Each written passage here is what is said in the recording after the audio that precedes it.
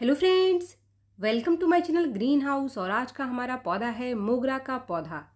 और जो आज का टॉपिक है कि मोगरा के पौधे के ऊपर आपको ज़्यादा से ज़्यादा कलियां, यानी कलियां अगर नहीं बन रही हैं तो ज़्यादा कलियां आपको कैसे लेनी है। दूसरी चीज़, कलियां अगर छोटी आ रही हैं तो कलियों को बड़ी करने के लिए हमको क्या करना है, कौन सा खाद, वो कौन सा फर्टिलाइज़र देना है और किन चीज़ों का ध्यान रखना है जिससे कि कलियां बड़ी बन करके आए। तीसरी समस्या आ रही है कि कलियां जो है वो खिल नहीं रही हैं और खिलने से पहले ही सूख करके गिर रही हैं, तो ऐसा क्यों हो रहा है। चौथी जो समस्या आ रही है कि फूल खिल रहे हैं लेकिन फूल भी छोटे हैं साइज़ में, तो फूल आपके छोटे साइज़ में तभी होंगे जब कलियों का साइज़ छोटा होगा। तो इसीलिए पहले हमें कलियों का साइज़ ही ठीक करना पड़ेगा।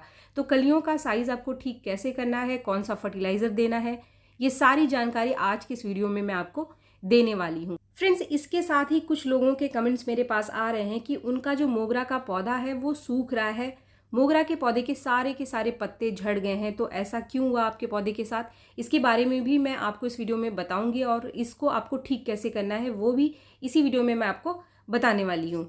वो कौन सा होममेड फर्टिलाइज़र है जिसका इस्तेमाल करके हम अपने मोगरा के पौधे की इन सारी समस्याओं को बहुत ही आसानी से ठीक कर सकते हैं और बहुत सारी कलियाँ और फूल ले सकते हैं। तो फ्रेंड्स, सबसे पहला पॉइंट, अगर आपके मोगरा के पौधे की कलियां बहुत छोटी आ रही हैं तो इसके पीछे 3 कारण हो सकते हैं। सबसे पहला तो आपके पौधे के अंदर मॉइस्चर की कमी, मिट्टी बहुत ज़्यादा सूख जाती है आपकी और आप बहुत लेट पानी देते हैं। दूसरी चीज़, धूप बहुत ज़्यादा है आजकल, क्योंकि गर्मियां हैं तो एक्सट्रीम टेम्परेचर होने की वजह से भी कलियों का जो साइज़ है वो छोटा आने लगता है, क्योंकि जो कलियाँ हैं वो पहले ही डेवलप हो जाती हैं, समय से पहले ही खिलने के लिए तैयार हो जाती हैं, तो इसीलिए कलियों का साइज़ छोटा रहता है। या फिर तीसरा कारण है न्यूट्रिशन की कमी। कुछ ऐसी चीज़ें हैं जो कि अगर मोगरा के पौधे की मिट्टी में नहीं है, इनकी कमी आपके पौधे के अंदर बनी हुई है, जैसे कि पोटाशियम। पोटाशियम एक मेन इंग्रेडिएंट है जो कि आपकी कलियों के जो साइज़ है इसको ठीक ठाक रखने में, बड़ा करने में बहुत ही ज़्यादा मदद करता है। तो फ्रेंड्स, ये 3 कारण हैं। इसमें जो स्टार्टिंग के 2 कारण थे उसको ठीक करने के लिए आप समय पे अपने मोगरा के पौधे को पानी दें। दूसरी चीज़, अगर बहुत ज़्यादा धूप है आपके एरिया में तो पौधे को ऐसी जगह पे रखें जहाँ पर इसको 12 से 4 के बीच का जो धूप है, जब बहुत ज़्यादा बहुत तेज़ धूप होती है, उस धूप से आप अपने पौधे को बचा कर रखें। इसके साथ ही आपको इसके अंदर न्यूट्रिशन को ठीक करने के लिए कौन सा फर्टिलाइज़र देना है आगे इस वीडियो में मैं आपको बताऊँगी। अब जो दूसरी समस्या आ रही है कि जो कलियां और फूल हैं, कलियां खिलने से पहले ही गिर जाती हैं या फूल भी सिर्फ एक दिन के लिए खिलता है और उसी दिन ये ड्रॉप हो रहा है, तो इसका जो मेन कारण है वो है मिट्टी में मॉइस्चर की कमी। तो अपने पौधे की मिट्टी को आप हमेशा मॉइस्ट रखें। इस समय गर्मियों में ज़रूरत पड़ने पर आप शाम को भी पानी दे सकते हैं। अगर आपको लगता है कि पौधे की मिट्टी एकदम से सूख रही है तो आप शाम को पानी इसको दे दो, वरना बहुत लंबे टाइम तक मिट्टी अगर ड्राई रहेगी तो मॉइस्चर की कमी की वजह से जो कलियां हैं वो ड्रॉप हो जाती हैं और जो फूल है वो खिलते ही कुछ देर बने रहते हैं पौधे के अंदर, उसके बाद ही बहुत जल्दी गिर जाते हैं। तीसरा पॉइंट, अगर आपके पौधे के अंदर नई ग्रोथ नहीं आ रही है, कलियां नहीं बन रही है, तो ये कमी है आपके पौधे के अंदर नाइट्रोजन की, पोटाशियम की और फास्फोरस की।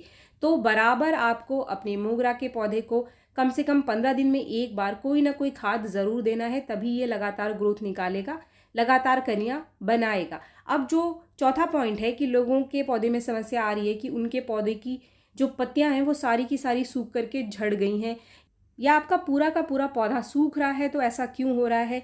इसका जो सबसे मेन कारण है वो ये है कि आप ज़रूरत से ज़्यादा खाद अपने पौधे को दे रहे हैं।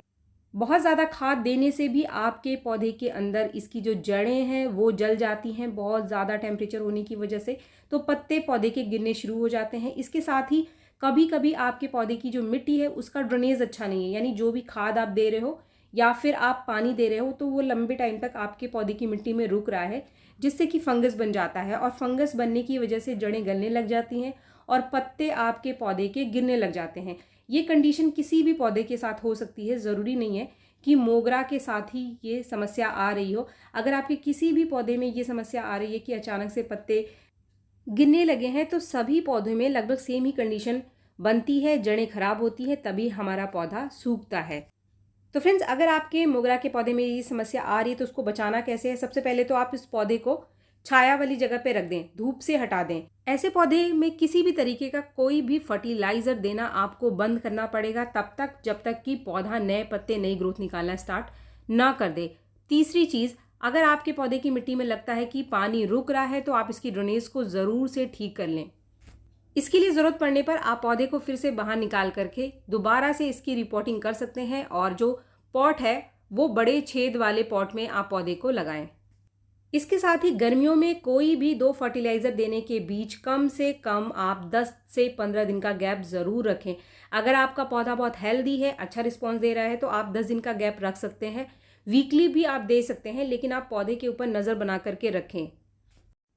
फ्रेंड्स, इसके बाद हम आ जाते हैं हमारे फर्टिलाइज़र के ऊपर कि मैं आज मेरे पौधे को कौन सा फर्टिलाइज़र देने वाली हूँ, जिससे कि इसको बहुत अच्छी मात्रा में नाइट्रोजन मिल जाए और इसके साथ ही और भी जो सारी चीज़ें हैं वो मिल जाए, मेरे पौधे में ग्रोथ अच्छी होती रहे, कलियाँ लगातार मेरे पौधे की बनती रहे और जो फूलों का साइज़ है वो भी काफ़ी बड़ा निकल करके आए, यानी कलियाँ बड़ी बने। तो इसके लिए जो सबसे पहली चीज़ यहाँ पर मैं ले रही हूँ ये है चाय की पत्ती। चाय की पत्ती को लेकर काफ़ी सारे कमेंट्स मेरे पास आए। चाय की पत्ती से संबंधित काफ़ी सारे कन्फ्यूज़न है लोगों को। फ्रेंड्स, यहाँ पर मैं 2 तरीके की चाय की पत्ती आपको दिखा रही हूँ। ये जो पहला आप देख रहे हैं यूज्ड टी, यानी वो चाय की पत्ती है जिसको मैंने चाय बनने के बाद जो चाय की छन्नी में बच गई थी, इसको धो करके अच्छे से धूप में सुखा लिया है। तो ये वाला जो चाय की पत्ती है ये एक तरीके से कंपोस्ट का काम करता है। आप इसकी मात्रा अगर ज़्यादा भी अपने पौधे को देंगे तो ये किसी भी तरीके से हमारे पौधे को नुकसान नहीं करता है। ये एक नेचुरल बेस्ट होममेड कंपोस्ट है हमारे सभी पौधों के लिए और इसका इस्तेमाल आपके घर में जो भी पौधे हैं सभी में आप कर सकते हैं। लेकिन काफ़ी सारे लोगों ने मुझे कमेंट्स किया कि क्या हम फ्रेश टी का इस्तेमाल भी कर सकते हैं। तो फ्रेश टी का इस्तेमाल भी आप अपने पौधों में कर सकते हैं, लेकिन फ्रेश टी की मात्रा आपको कम रखनी है अपने पौधे में। फ्रेश टी आप सिर्फ आधा चम्मच ले सकते हैं, वो भी 15 दिन में एक बार, यानी 1 महीने में 1 चम्मच अगर आप फ्रेश टी देते हैं तो इससे ज़्यादा अपने पौधे को ना दें। क्योंकि जो फ्रेश टी है हमने इसको उबाली नहीं है, इसके अंदर काफ़ी सारे प्रिजर्वेटिव भी होते हैं। हो सकता है कुछ ऐसी चीज़ें हों जो कि अगर हम ज़्यादा अपने पौधे को दें तो हमारे पौधे को नुकसान कर सकता है, तो इसीलिए हमें इसकी मात्रा कम रखनी है। लेकिन ये जो पहली वाली मैंने आपको दिखाई, इसकी मात्रा अगर आप ज़्यादा भी रखोगे तो ये आपके पौधे को नुकसान नहीं करेगा। तो यहाँ पर काफ़ी सारे लोगों का जो कन्फ्यूज़न है वो दूर हो गया होगा। तो हम फ्रेश टी का इस्तेमाल बिल्कुल कर सकते हैं अपने पौधे के ऊपर, बस हमें मात्रा कम रखनी है। तो फ्रेंड्स, पिछले वीडियो में मैंने यूज़ टी का इस्तेमाल आपको बताया था। अगर आप यूज़ टी का इस्तेमाल करते हैं तो 3 से लेकर 5 चम्मच तक आप 15 दिन में एक बार अपने मोगरा के पौधे को दे सकते हैं। लेकिन क्योंकि यहाँ पर मैं फ्रेश टी ले रही हूँ तो यहाँ सिर्फ मैं आधा चम्मच फ्रेश टी का इस्तेमाल अपने पौधे की मिट्टी में कर रही हूँ। फ्रेंड्स, जो डब्बा आप चाय की पत्ती रखने के लिए इस्तेमाल करते हैं, तो जो नीचे चाय की पत्ती का पाउडर सा बच जाता है जिसका इस्तेमाल हम चाय बनाने के लिए भी नहीं कर सकते हैं, वो जो पाउडर है उसका इस्तेमाल भी आप अपने पौधे की मिट्टी में कर सकते हैं। उसका इस्तेमाल भी आपको आधा चम्मच 15 दिन में एक बार करना है। चाय की पत्ती से पौधे को बहुत ही अच्छी मात्रा में नाइट्रोजन मिलता है। बेस्ट नाइट्रोजन का सोर्स है, ये नेचुरल तरीका है पौधे में नाइट्रोजन की मात्रा को बढ़ाने का। तो जिन भी लोगों के पौधे में नई ग्रोथ नहीं आ रही है, कलियां नहीं बन रही है, वो आप आधा चम्मच चाय की पत्ती इस्तेमाल ज़रूर करें 15 दिन में एक बार। इसके साथ ही ये पौधे की जो मिट्टी है इसको एसिडिक भी बनाता है, तो बहुत ही बढ़िया रिजल्ट है इसका। अब यहाँ पर एक दूसरी चीज़ भी मैं आधा चम्मच चाय की पत्ती के साथ उसी पौधे में दे रही हूँ जिसमें मैंने अभी चाय की पत्ती डाली है। यह है केले का छिलका। केले के छिलके का लिक्विड फर्टिलाइज़र बेस्ट सोर्स है पोटाशियम का। इसकी जगह आप प्याज के छिलके का या फिर आलू के छिलके का इस्तेमाल भी कर सकते हैं। ज़रूरी नहीं है कि आप मार्केट से केले को ख़रीदो और उसके छिलकों को सुखा करके आप इसका लिक्विड फर्टिलाइज़र बनाओ। तो इसके लिए आपको बहुत ज़्यादा परेशान होने की ज़रूरत नहीं है। लेकिन जो केले का छिलका है वो बेस्ट सोर्स होता है पोटाशियम का। बाकी छिलकों के कंपैरिजन में इसकी जो पोटाशियम की मात्रा है वो ज़्यादा होती है। केले के छिलकों को हमेशा आप सुखा करके इस्तेमाल करेंगे। सुखाने के बाद 1 दिन के लिए आप इसको भिगा करके रख दो। अगले दिन ये जो लिक्विड बनेगा इसको हम हमारे पौधे के अंदर डालेंगे। इस लिक्विड को डालने से पहले आप इसको डाइल्यूट ज़रूर कर लो, यानी कि इसके अंदर और पानी आप ज़रूर मिला लें। अगर ठंडियों का टाइम है तो जब भी आप केले का छिलका इस तरीके से डालते हैं तो अगर पानी आप नहीं भी मिलाओगे तो चलेगा, लेकिन आजकल गर्मियां है तो हमेशा हमें फर्टिलाइज़र को थोड़ा सा और डाइल्यूट करके यानी पतला बना करके हमारे पौधे की मिट्टी में देना है। फ्रेंड्स, ये जो लिक्विड फर्टिलाइज़र है इसको आप हर 10 दिन में अपने पौधे की मिट्टी में दे सकते हैं। इससे आपके पौधे की जो कलियों का साइज़ है वो बहुत ही बड़ा निकल करके आएगा। दूसरी चीज़, कलियां लंबे टाइम तक आपके पौधे के अंदर बनी रहेंगी, फूलों का साइज़ भी बड़ा निकल करके आएगा और जल्दी से कलियां ड्रॉप नहीं होंगी और ना ही फूल इसके सूखेंगे और ना ही गिरेंगे। तो फ्रेंड्स, फर्टिलाइज़र के अलावा जो स्टार्टिंग में मैंने कुछ पॉइंट्स आपको बताए उनका ध्यान भी आप ज़रूर रखें। अगर वीडियो आपको पसंद आए तो एक लाइक ज़रूर करें और मेरे चैनल को आपने अब तक सब्सक्राइब नहीं किया है तो मेरे चैनल को सब्सक्राइब भी ज़रूर कर लें। मिलते हैं मेरे नेक्स्ट वीडियो में, तब तक के लिए थैंक यू।